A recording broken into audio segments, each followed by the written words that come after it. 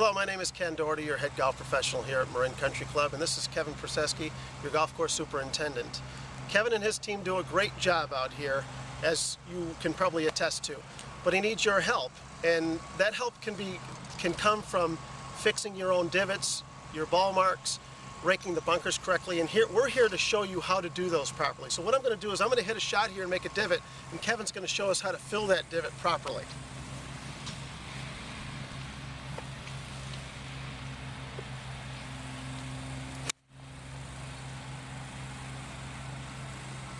Alright, so now what I've made is I've made a bit of a divot here, and Kevin's going to show you how to fill that divot properly. Now a lot of people will walk away from this, and we hope that they at least attempt to try to put sand in this properly. But Kevin, show us how we're supposed to do this. But Ken, one of the things, the problem here is that I think, like you said, they walk away from it because, well, that's not a deep divot. You know, it's not torn out completely, so they just let it sit. But that's, you know, no matter what the size of the divot, it should be filled.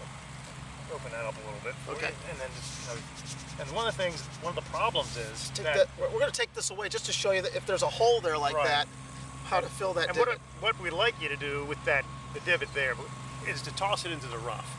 And one of the big reasons for that is when we mow through, if we mow through those divots, it will affect the cut of the mower. The reel gets dull, and then we got to take it in and grind it. So the mowers have to go and throw those divots away before they come through here. So we'd like to toss it over into the rough and be ground up with a rough mower. But one of the other thing, the problem here is if this isn't filled deep enough, you still leave a depression. Now that you don't want your ball rolling in that either. So the more sand you put in is actually better than less sand.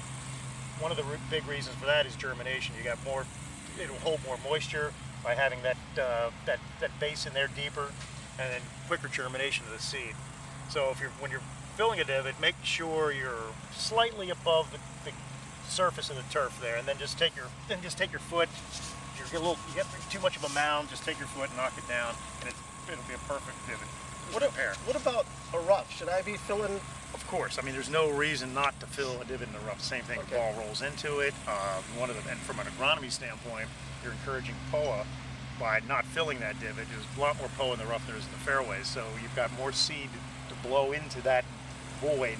Whereas if you fill it with sand, it covers that over, ryegrass germinates, and less chance of POA encroaching into that void. Well, as you can see, there's a lot that you can do to help Kevin and his team make this golf course as good as it can be. So we appreciate your help. Thanks.